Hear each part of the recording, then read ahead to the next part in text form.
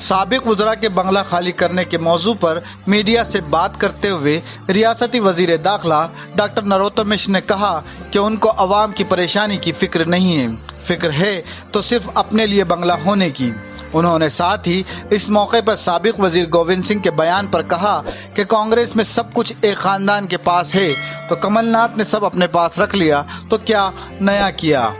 वज़ीर दाखिला ने शेख लोधी की गिरफ्तारी पर बोलते हुए कहा कि हुकूमत जराइम के खिलाफ सख्त कार्रवाई कर रही है और आगे भी करती रहेगी। खाली किया है भोपाल में, कई कांग्रेस नेता कहते हैं कि रहने की जगह नहीं, इसलिए सरकारी बंगला हमें दिया जाए, अभी तक नहीं खाली किया। देश की चिंता तो ये करेंगे नहीं, आप क्या इनसे उम्मीद करते हो कांग्रेस से कि देश की चिंता करेंगे? वो कभी अमेरिका की चिंता करेंगे, कभी पाकिस्तान की, कभी चीन की, पर भारत को छोड़ के सब चिंताएं ये कर सकते हैं। ऐसे ही जनता की चिंता छोड़ के ये बाकी सब चीज़ों की चिंता करते हैं। भोपाल के साथ आपको खाद के लिए, बीज के लिए, किसान के लिए, मजदूर के लिए, मजलूम के लिए कभी आवाज़ उठाते नहीं मिलेंगे, लेकिन बंगलों के लिए आवाज़ जरूर उठाते हैं। और भोपाल के कई हिस्सों में 5 दिन का लॉकडाउन किया गया है। पूरे विश्वव्यापी कोरोना का एक संकट है, ये अपने पैर पसार रहा है। ऐसा नहीं है भोपाल का, ये पूरे देश के अंदर है। उसी स्पीड में वो मध्य प्रदेश में भी आ रहा है। गंभीर विषय है। आज शाम को 4 बजे माननीय मुख्यमंत्री जी ने 4:15 बजे बैठक बुलाई है। इसके बारे में गंभीर चिंतन होगा तो मैं शाम को आपको फिर अवगत कराऊंगा। कमलनाथ जी ने कहा है कि फिर से कांग्रेस आई तो हम अतिथि शिक्षकों को परमानेंट कर देंगे, और जब आई थी तब क्या किया ये भी तो बताया करें। देखो मित्रों, आज तक आप पिछले 5 महीने से देख रहे होंगे कांग्रेस की राजनीति सिर्फ इतनी सी है कि वो भाजपा की तरफ उंगली उठा के राजनीति करती है।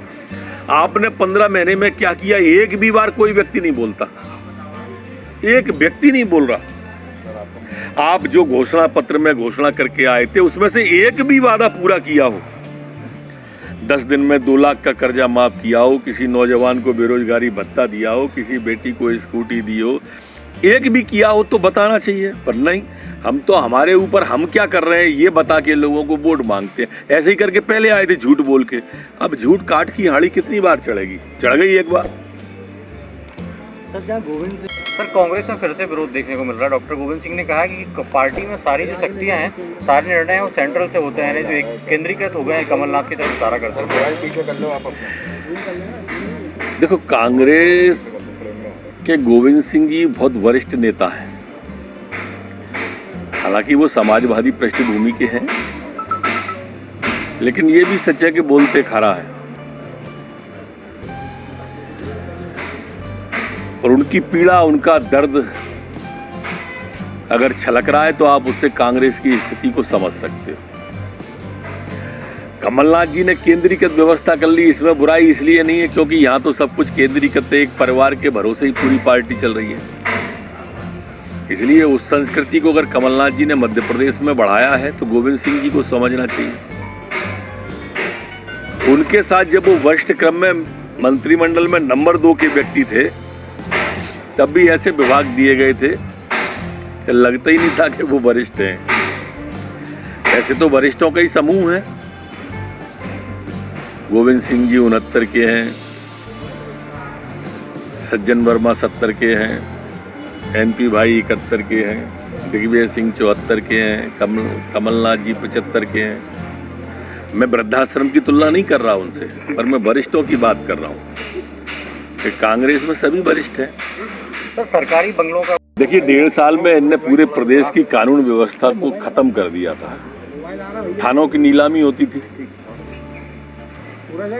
टीआई की पोस्टिंग रिचार्ज और रिन्यूअल की तरह होती थी। अगर रिन्यू नहीं करा पाया वो अपनी 6 महीने में पोस्टिंग, तो दूसरा टीआई आ जाता था।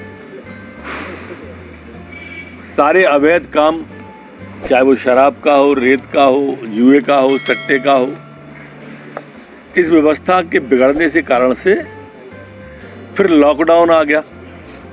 अब ताकत के साथ में आपराधिक और असामाजिक तत्वों पर कार्रवाई होगी।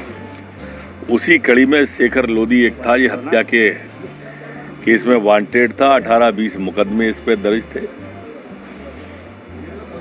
ये जो संस्कार वैली स्कूल के पास की घटना है, अपराधियों के विरुद्ध भारतीय जनता पार्टी सरकार का अभियान चल रहा है और ऐसे जितने भी अपराधी जहां भी घूमते मिलेंगे उनके साथ में सख्ती से पुलिस पेश आएगी। अभी वो अस्पताल में भर्ती है, पैर में चोट आई है। Sir Congress party